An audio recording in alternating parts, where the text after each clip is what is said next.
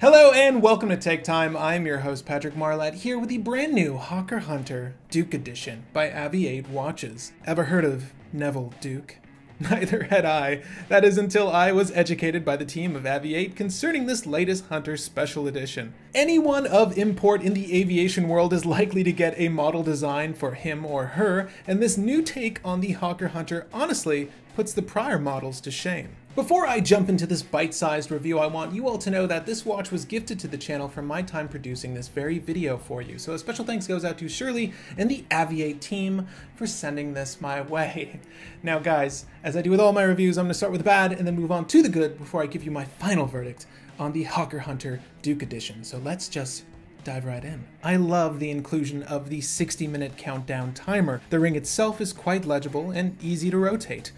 Sadly, too easy. In use, I noticed that the crown at 10 o'clock, despite its size, can sometimes catch onto your cuff or wrist to slightly move the internal rotating ring. This only happened every so often, but it is something to note. Also, I prefer when these crowns aren't screwed down for instant accessibility, so you'll have to trade a locked countdown timer for ease of use. For some, that's not a trade they'll be willing to make.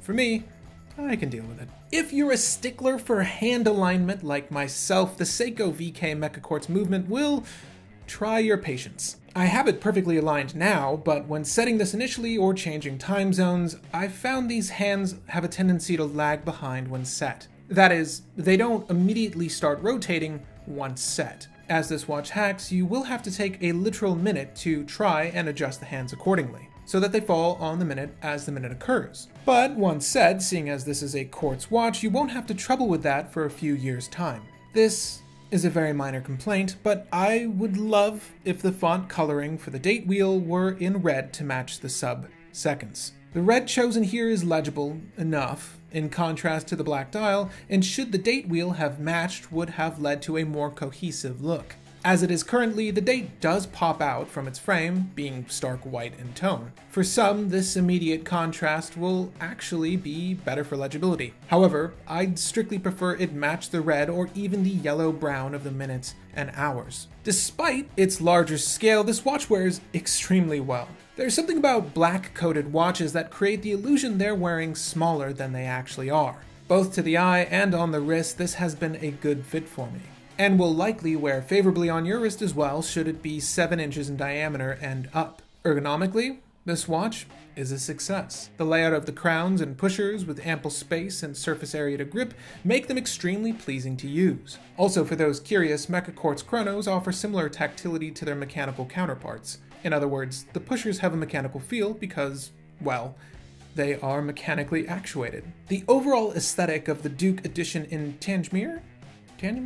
Or black and red model is by far my favorite of the 4 options made available for this Hawker Hunter design. It has both a stealthy appearance and modern aviator layout. They married this design well to the Seiko movement chosen. The sunken subdials at 12 and 6 add a level of depth to this design that plays well in contrast to the height of its hour markers. It's easily the most stunning AVI-8 model I've had in. They really knocked this one out of the park, so far as appearances are concerned. It's a little upsetting that, for a pilot watch, the luminance is rather weak and blotchy. I suppose this is the price you don't pay for. Finishing for the lume could have been better. However, it is adequate enough to be seen in a dimly lit area. Just don't expect to rely on this in the dead of night.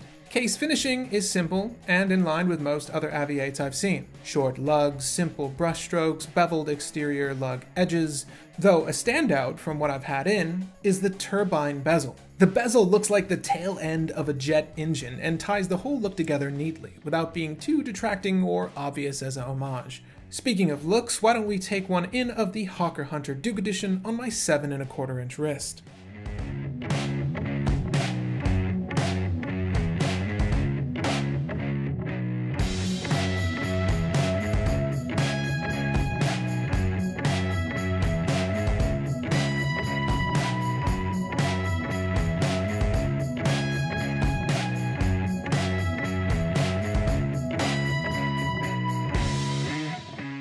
In recent date, I've grown fond of 36 to 38mm diameter watches. I prefer the time in a smaller package. However, this Hawker Hunter Duke Edition has been awesome on the wrist. Overall, the AVI-8 Hawker Hunter Duke Edition is a complete success in my book. From its red accents to its sleek Flieger flare, there's not an angle this watch doesn't look handsome in. Equally so on and off the wrist. It's a joy to look at, operate, and own. Thank you AVI-8 for this latest model. Perhaps we can see this same design at 38mm? Heck, I'll even settle for a 40mm diameter design with a mechanical movement for us purists. Though at $285, you can't go wrong here. Again, my name is Patrick Marlett, and thank you for the time.